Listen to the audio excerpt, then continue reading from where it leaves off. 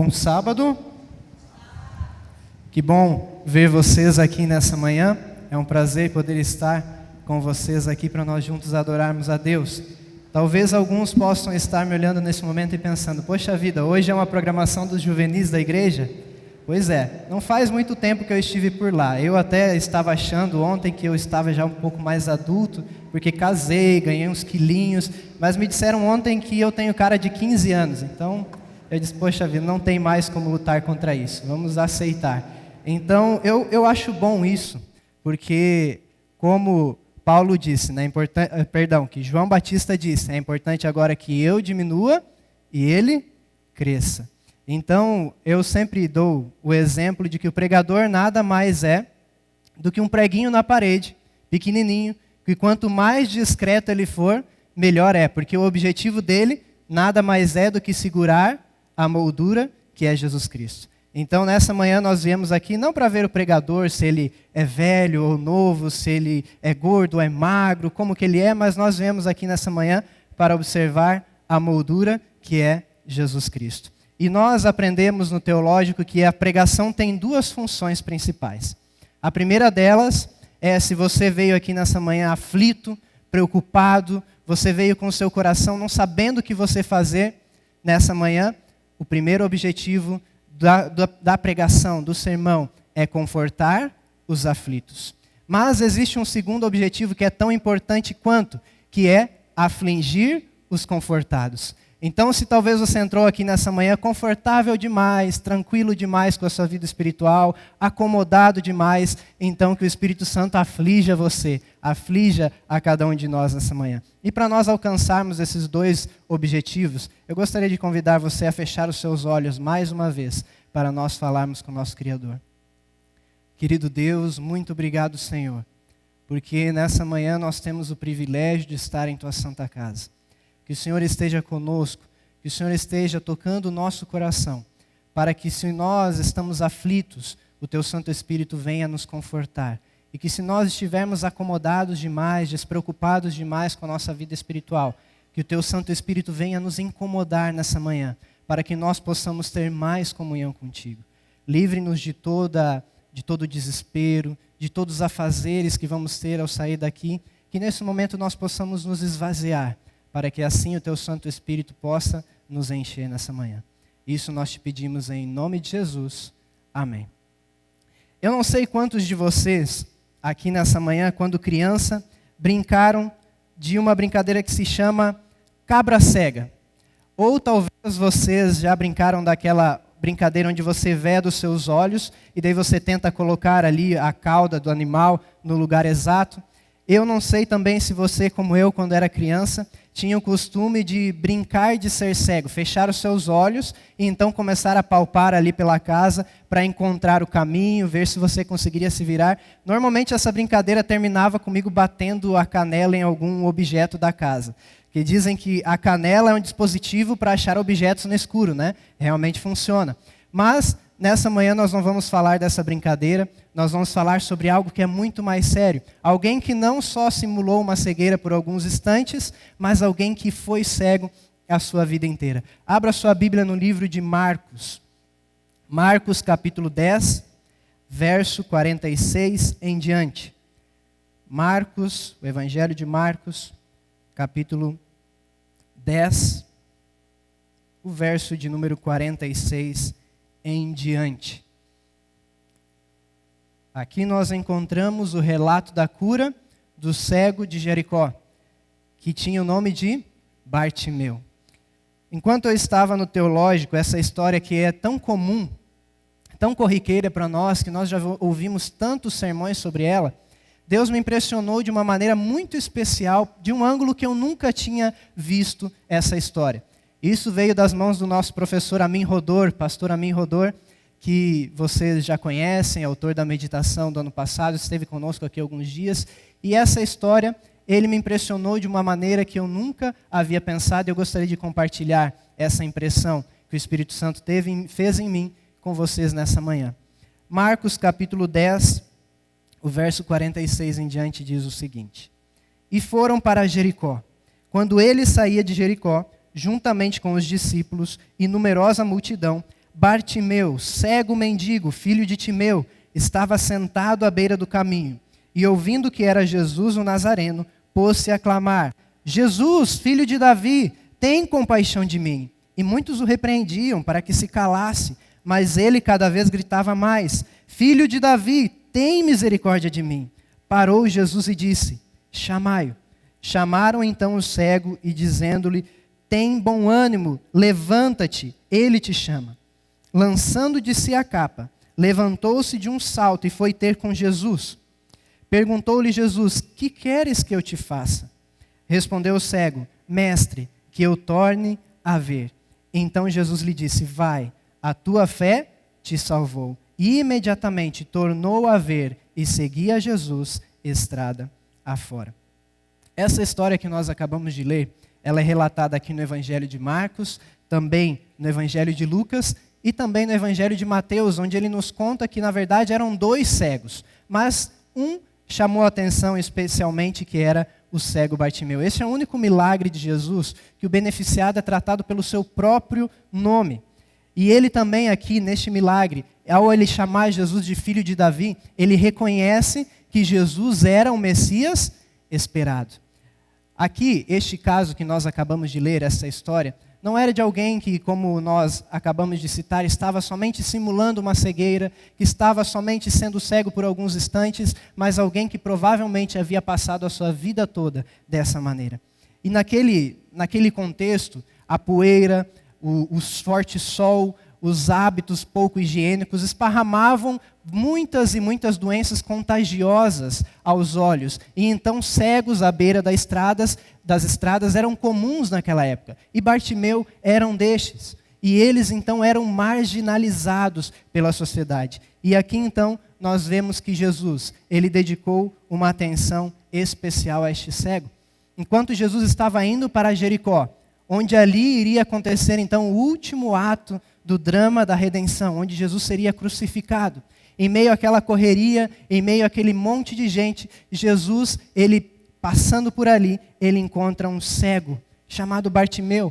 Provavelmente ele já havia ouvido falar de Jesus em algum outro momento. Provavelmente ele já tivesse ouvido que Jesus era aquele homem que curava cegos, que curava paralíticos, que curava leprosos. E então, quando ele sabe que era aquele Jesus de quem falavam, que estavam passando ali, à sua frente, tão pertinho de si, Bartimeu, então, ele se agarra àquela oportunidade de ele voltar a ver, aquela oportunidade de ele ser curado. E então ele começa a gritar com todos os seus pulmões: Filho de Davi, tem misericórdia de mim, Senhor, me atende, eu preciso de ti. E então, alguns mandam com que Bartimeu se calasse, dizendo: Bartimeu, você não está vendo, você está atrapalhando. Jesus está passando, ele é uma pessoa importante, ele não vai ter tempo para atender alguém como você. Mas a Bíblia diz que Jesus, neste momento, ele tem uma atitude. Em meio àquela correria, em meio àquela multidão, Jesus, ele para. Jesus, ele para tudo o que estava fazendo. Ele para a sua viagem para atender alguém que era marginalizado. Alguém que não era respeitado, alguém que não era valorizado. E então veja só este momento, o ser mais poderoso do universo para atender alguém que era considerado um marginalizado, que era considerado sem valor. O próprio Deus para atender Bartimeu. De acordo com o dogma da retribuição dos judeus naquela época, eles não deveriam ter pena de um cego, porque ele simplesmente estava pagando os pecados de seus pais ou dele próprio. Então, não era necessário ter piedade para com eles. Os fariseus não tinham nenhum tipo de piedade, muito pelo contrário, chegavam a vangloriar-se por atirar pedras em cegos, porque eles eram pecadores que estavam pagando pelos seus pecados. Veja só como que os cegos, como que Bartimeu era valorizado naquela época, ou desvalorizado. Para os essênios também, que era uma seita separatista do judaísmo, eles tinham escrito ali no seu manuscrito das regras que os paralíticos, os cegos, os coxos não poderiam fazer parte da congregação. Eles eram completamente excluídos. Eles tinham um manual também que chamava-se A Guerra entre os Filhos da Luz e os filhos das trevas, onde lá diziam que eles jamais se juntariam ao banquete messiânico que o Messias faria ao reencontrar o seu povo. Eles eram proibidos de entrar dentro da sinagoga. Eles não podiam assistir os cultos, assistir às programações como nós estamos hoje. O máximo que era permitido a eles era que eles ficassem no pátio do templo pedindo esmolas. E só isso. Eles não eram considerados dignos de participar da adoração. Mas neste momento, Jesus se eleva acima de qualquer preconceito, acima de qualquer dogma, acima de qualquer escrita, e ele para atender aquele ser, para atender Bartimeu. O Messias, neste momento, para atender uma pessoa que nem sequer poderia entrar no templo. Jesus, ele nos ama, independente de quem somos, independente do que as pessoas achem de nós.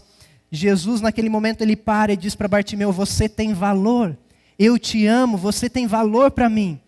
Se Jesus ele pudesse colocar uma etiqueta de preço em cada um de nós, inclusive nas pessoas que são marginalizadas pela sociedade, ali teria um número tão grande que seria impossível de ler. Deus nos ama. Jesus ama a mim e a você, independente do que os outros pensam, independente do que os outros acham. E então, Jesus naquele momento, ele demonstra que ele era um especialista em dar valor, mesmo àqueles a quem ninguém dava valor. Um outro exemplo disso, Jesus na cruz, por exemplo. Ele naquele momento de dor física, de dor mental, em um momento de agonia, ele novamente, para atender outro marginalizado, um ladrão que estava ao seu lado.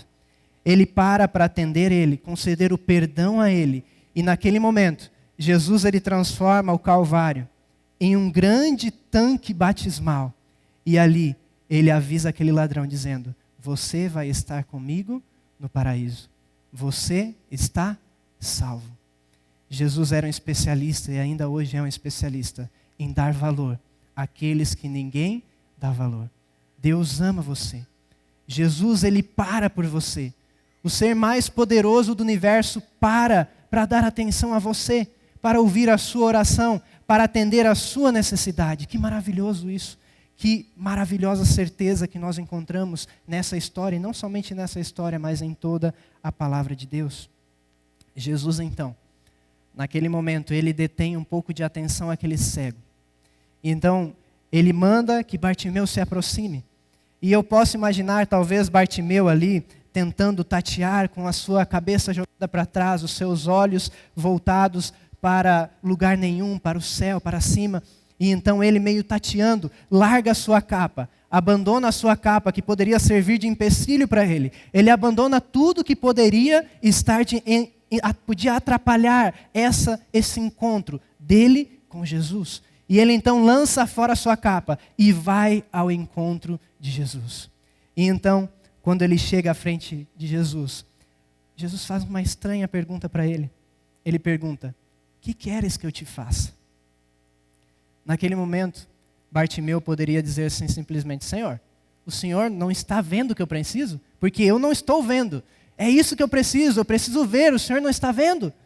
Mas Bartimeu, ele, humilde, se coloca nas mãos de Jesus e diz: Senhor, eu quero ver. Eu quero ver. Simplesmente este pedido. Muitas vezes Deus tem bênçãos especiais, reservadas para nós. Mas nós não a recebemos simplesmente porque nós não pedimos. E naquele momento, aquela estranha pergunta, onde talvez ali Bartimeu pudesse colocar o seu orgulho para responder, simplesmente ele diz: Senhor, eu quero ver. E então a visão de Bartimeu é reestabelecida, ele é curado. E este é o fim da história de Bartimeu. Agora nós não lemos mais nenhum relato sobre Bartimeu, nós não sabemos o que aconteceu com ele após isso, nós sabemos somente que ele começou a seguir Jesus e então o seu nome some da narrativa bíblica. E então, aí que eu gostaria de trazer vocês para uma reflexão um pouco diferente, para nós tentarmos imaginar o que aconteceu com Bartimeu, qual a situação que Bartimeu ficou após isso, e então dessa situação nós vamos tirar uma aplicação para mim e para você hoje em nossos dias. Certa vez um artigo publicou, um oftalmologista publicou um artigo falando sobre como uma pessoa se comportaria, ou qual a reação que ela teria, o que ela sentiria após ser cega por muitos anos e de repente ter a sua visão reestabelecida. Eu sempre imaginei que seria uma grande alegria. Imagina você poder ver um passarinho, uma árvore, o azul do céu, uma pessoa, um ser humano, pela primeira vez. Que coisa maravilhosa. Mas esse artigo, ele disse algo um pouco diferente, ou quase totalmente diferente. Nesse artigo, esse oftalmologista dizia que ver pela primeira vez é algo muito difícil. Algo que é uma experiência perturbadora e talvez frustrante. A primeira coisa que acontece, segundo este artigo, é uma séria desorientação, ainda mais severa do que uma pessoa que enxerga e perde a sua visão. A pessoa fica desorientada, sem saber como proceder, como agir, o que ela deve fazer. Aquele também que vê pela primeira vez, ele pode pode ficar tonto, pode cair, pode ficar ali um pouco enjoado, pois ele não estava acostumado a ver. Então, de imediato, nós podemos ver que talvez essa experiência não seja assim tão maravilhosa, mas seja um pouco frustrante. Então, a conclusão que alguém que começa a ver pode ter é que ver talvez não era aquilo que ela esperava. Era um pouco diferente daquilo que ela esperava. E como será que foi com Bartimeu? Nós podemos imaginar Bartimeu ali após a cura, apertado, diante daquela multidão, entre aquela multidão, não sabendo muito bem para onde ir, talvez tentando se guiar com o seu bastão, talvez tentando fechar os seus olhos, proteger da luz do sol, talvez um pouco transtornado. E imagine só no final do dia, Bartimeu teria que voltar ao seu lar, onde ele habitava, onde ele ficava, mas há um problema. Ele enxerga, mas ele não sabe o seu caminho para casa. Olha só que problema. Como ele vai voltar? Talvez aqueles auxiliares que estavam com ele antes agora disseram, não precisamos mais te ajudar, pois agora você vê, agora você pode se virar sozinho, agora você pode seguir a sua vida. Imagine só algumas semanas depois, talvez uma semana depois, quem iria dar esmolas a um ex-cego? Quem iria ajudar um ex-cego? Agora ele enxergava, agora ele poderia trabalhar, mas trabalhar no quê? Bartimeu não sabia nada além de ser cego, além de ser mendigo. Como que ele iria trabalhar? Que profissão que ele iria exercer? Aqueles que o ajudavam não iriam mais o ajudar. Que situação difícil. E então talvez agora, aquela pergunta antes parecia tão simples, tão fácil, tão corriqueira, tão óbvia, agora talvez comece a fazer sentido. Bartimeu então começa a ouvir a pergunta de Jesus, o que queres que eu te faça? Agora essa pergunta começa a fazer mais sentido. Então, Bartimeu, talvez algumas semanas após essa cura, Bartimeu tem um problema. Que problema é esse? Ele pode ver. Bartimeu agora tem que se virar. Bartimeu agora, ele está tendo contato com um mundo totalmente diferente do que ele estava acostumado. E as pessoas esperem que ele seja responsável, que ele entre na competição da vida, que ele comece a se virar por si próprio. Então agora a questão de Bartimeu é diferente. A questão agora é como se comportar quando eu posso ver. Então, neste ponto eu e você entramos nessa história. Eu e você agora fazemos parte também, porque nós sabemos que a Bíblia é uma grande tela, que em primeira instância conta a história de Bartimeu, quando ele se encontrou com Jesus, mas em última instância, para mim e para você hoje, ela também é a nossa reação quando nós nos encontramos com Jesus. Os relatos bíblicos, as reações dos personagens bíblicos, em última instância são a minha e a sua reação ao encontrarmos com Jesus. E aqui, Marcos, ao descrever a história de Bartimeu, ele está dizendo, eu e você somos cegos. Eu e você somos cegos neste mundo. Mas, possivelmente, a cegueira, a escuridão, é o que nós queremos ter. A luz, ela penetra mais ou menos até 100 metros no mar. E dali em diante, nós temos trevas absolutas. E então, essa parte do mar, ela é conhecida como profundezas abissais. Os animais que ali vivem, os peixes que ali vivem, eles, por não precisarem da visão, eles têm o seu nervo óptico atrofiado, pois eles não precisam enxergar, eles vivem em trevas absolutas em todo o tempo.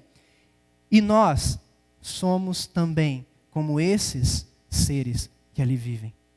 E nós somos duplamente seres das trevas, porque nós pecamos, nós vivemos em um mundo de trevas e muitas vezes nós queremos estar nas trevas, nós queremos ser cegos, nós não queremos encontrar a luz, nós não queremos ter contato com a luz, porque na verdade ser cego não é tão ruim assim. Ser cego é cômodo, ser cego é tranquilo, as pessoas podem me ajudar, as pessoas colaboram comigo, eu não preciso trabalhar, eu não preciso agir. E o principal, nas trevas, eu não enxergo os meus defeitos. Muitos de nós preferem estar nas trevas, porque quando a cegueira é curada, nós muitas vezes passamos por alguns enjoos, nós notamos quando a luz é acesa, quando a luz chega até nós, nós notamos coisas que nós temos que mudar, nós notamos coisas na nossa vida que nós temos que deixar. Quando a luz entra em contato conosco, nós percebemos o quanto nós somos falhos e pecadores e quanto nós temos que transformar em nossa vida. Por isso que muitos se acham cômodos nas trevas, muitos se encontram cômodos na cegueira, porque aí eu não preciso mudar, aí eu não preciso ver o que eu preciso mudar, aí eu me mantenho ignorante e cego e eu não quero mais ter contato com a luz.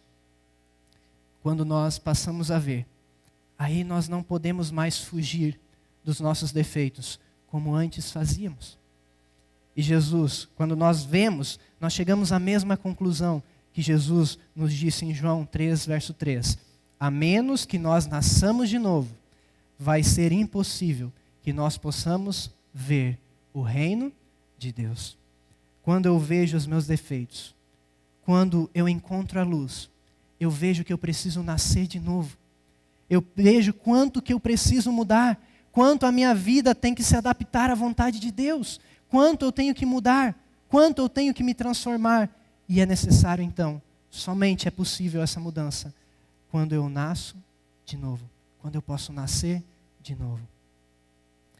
O reino de Deus nos lábios de Jesus não é simplesmente um lugar geográfico, não é simplesmente um local, mas sim, primariamente, um relacionamento com o nosso Deus. É uma relação com Deus. A visão, ela nos leva a um confronto inevitável com Deus, a vontade de Deus para a nossa vida. E então, neste momento, coisas que estão enterradas no porão da nossa vida, erros que nós enterramos e nós achamos que ninguém vai ver, que ninguém vai ver, que não vai ter problema nenhum. Quando nós entramos em contato com a luz nos revela aquilo que nós temos que mudar, aquilo que nós temos que transformar, aquilo que nós temos que deixar. E é muito provavelmente por isso que acontece o que João nos conta no capítulo 3, abra sua Bíblia, João capítulo 3, verso 19. Evangelho de João, capítulo 3, o verso 19. João, capítulo 3, o verso de número 19. João 3, 19. O julgamento é este, que a luz veio ao mundo, e os homens amaram mais as trevas do que a luz, porque as suas obras eram más. Quando nós lemos esse texto, a nossa mente pode ser levada lá aos fariseus, aos judeus que rejeitaram a mensagem de Jesus, e nós podemos dizer, olha, pobres fariseus, como eles eram ignorantes. Jesus estava ali diante deles, Jesus estava ali presencialmente para eles, e eles o rejeitaram. Eles preferiram as trevas do que a luz. Mas essa palavra se estende a nós, aos nossos dias de hoje. Salmo 119, verso 105 diz o quê? Lâmpada para os meus pés é a tua palavra e luz para os meus caminhos.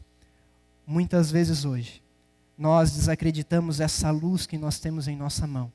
Essa luz que nos conta sobre a verdadeira luz que é Jesus Cristo. Por medo de nós enxergarmos, nos encontrarmos com a luz e percebermos aquilo que nós temos que mudar, aquilo que nós temos que deixar, nós tentamos desacreditar essa luz. Nós tentamos desacreditá-la, dizer que não é bem assim, que não é isso que Jesus estava querendo dizer, que ela não é tão verdadeira assim, que eu posso seguir a vida como eu quero, como eu acho melhor, que é simplesmente eu ser uma pessoa boa, que pronto, Deus vai me aceitar, não preciso fazer a sua vontade. Eu posso simplesmente ser um cego, viver em trevas, mas um cego bonzinho, que Deus vai me levar para o céu. Não preciso enxergar a luz, não preciso ter contato com a luz, não preciso mudar, posso ficar como estou. A luz, ela nos coloca face a face com os nossos gostos, com as nossas preferências, com as nossas escolhas e os nossos hábitos. E então, neste momento nós nos encontramos com Jesus. E Ele nos diz: filho, filha, que queres que eu te faça? Muitos então, ao encontrarem Jesus e terem essa pergunta, ao ouvirem essa pergunta, podem dizer: Senhor, está tudo muito bem como está tudo muito tranquilo, eu sou cego, eu não consigo enxergar, mas está bem, está cômodo, não preciso, o Senhor não precisa fazer nada, está bem assim como eu sou uma pessoa legal, estou contente como eu estou, então não preciso enxergar, não preciso ver, porque eu tenho medo do que eu vou encontrar, ou o que eu vou passar, quando eu começar a ver. Algumas pessoas dizem que o que mais nos incomoda em Cristo e seu ministério é aquelas coisas que nós não podemos entender, mas na verdade não é isso. O que mais nos incomoda são as coisas de que Cristo falou. Nós conseguimos entender, nós entendemos o que Cristo quer dizer, mas nós não queremos mudar. É isso que nos incomoda. Quando nós vamos à palavra de Deus, quando nós nos encontramos com a luz, eu entendo o que ela quer de mim, eu sei o que ela quer que eu faça, mas eu não quero fazer. Isso é o que nos incomoda. Por isso que nós muitas vezes preferimos ficar cegos do que enxergar, do que ter a luz. Muitos não querem se desorientar, não querem sentir a tonteira, não querem mudar a sua vida. Querem continuar cegos. Cômodos, cegos, onde estão. Mas, quando Jesus pergunta a você: que queres que eu te faça? Você pode ter a resposta de Bartimeu. Pode dizer: Senhor, eu sei que se eu começar a ver, eu vou encontrar coisas que vão ser difíceis de resolver. Eu sei que se eu voltar a ver, se eu começar a ver, eu vou ter que enxergar todos os meus defeitos, vou ter que ver todas as coisas que eu vou mudar, que eu vou ter que mudar. E então isso vai ser difícil, mas Senhor, eu quero ver. Eu quero ver, independente das dificuldades, independente dos problemas, independente da tonteira, independente do mal-estar que eu vou sentir ao encontrar os meus defeitos, eu quero ver. Porque um dia eu quero estar nas mansões celestiais junto com a verdadeira luz. Eu quero ver, eu quero mudar, eu quero entregar a minha vida a Ti, porque eu quero viver para sempre contigo. Quando eu era criança, eu tinha o costume, e até hoje tenho um pouco desse costume, de quando chovia à noite, eu parava na janela e gostava de observar. Gostava de observar o que estava acontecendo lá fora. E pouco via, a não ser algumas gotas ali na janela, mas de repente surgia um relâmpago. E um clarão iluminava toda aquela escuridão. E então, agora, após aquele breve relâmpago, a escuridão que estava ali fora já não era mais a mesma. Agora eu sabia o que estava acontecendo ali. Agora a maneira de eu ver o mundo era totalmente diferente. Assim foi com Jesus nessa terra. Neste mundo de escuridão, nós tivemos um relâmpago. A luz de Deus que veio nessa terra através de Jesus. E quando nós nos encontramos com essa luz, a nossa maneira de ver o mundo se transforma completamente. A nossa maneira de encarar a solidão, a nossa maneira de encarar o medo, a nossa maneira de encarar a morte, tudo muda, porque a luz transforma as trevas para sempre. Quando Jesus veio a este mundo, o mundo nunca mais foi o mesmo. Jesus possibilitou que nós pudéssemos ver de novo, que nós pudéssemos nos encontrar com a luz. Este clarão transformou e ainda hoje transforma a nossa vida para sempre. Jesus Cristo é o nosso clarão em um mundo de trevas. Nosso vazio interior, nosso medo, nossa falta de propósito, nossa solidão, nunca mais são as mesmas quando nós encontramos com a luz, Jesus Cristo.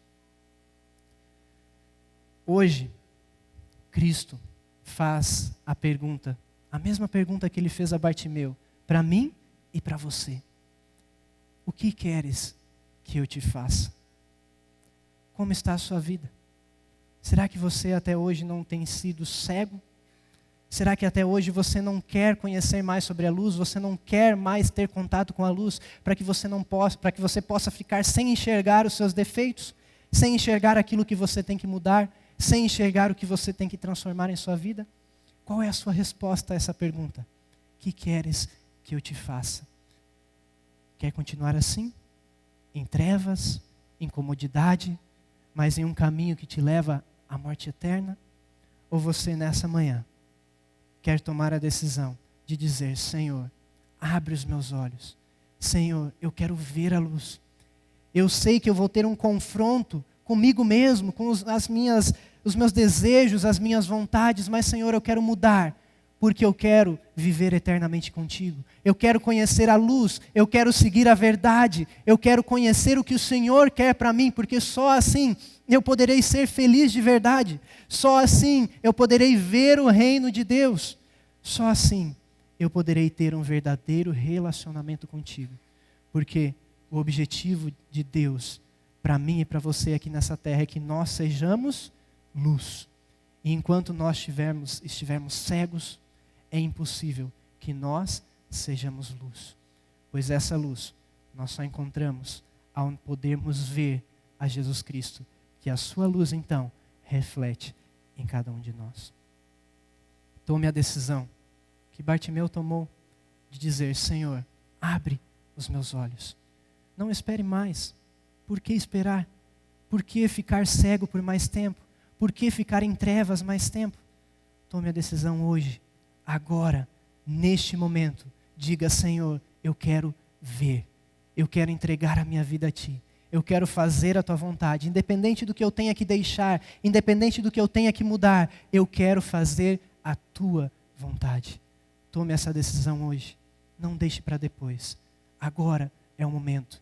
Hoje é o dia de salvação. Hoje é o dia que Jesus pode curar a sua cegueira, a minha cegueira espiritual. Com essa decisão que você está no seu coração, gostaria de convidar você para fechar os seus olhos para nós falarmos com Deus. Querido Deus, muitas vezes nessa vida, nós acabamos cedendo ao conforto, à comodidade de sermos cegos, de não conhecermos a Tua verdade, a Tua luz. Mas neste momento, Pai, nós estamos aqui com o nosso coração diante de Ti, para que o Senhor possa nos transformar, para que o Senhor possa nos usar, para que o Senhor possa nos curar, para que nós possamos ver a luz e, consequentemente, Senhor, estarmos um dia nas mansões celestiais, no reino de Deus, contigo. Esteja com cada um aqui nessa manhã. Que a decisão que foi tomada aqui não seja uma decisão que fique aqui dentro, ao nós sairmos por essa porta, mas que seja uma decisão que dure todos os dias da nossa vida. Isso nós te pedimos e agradecemos em nome de Jesus. Amém.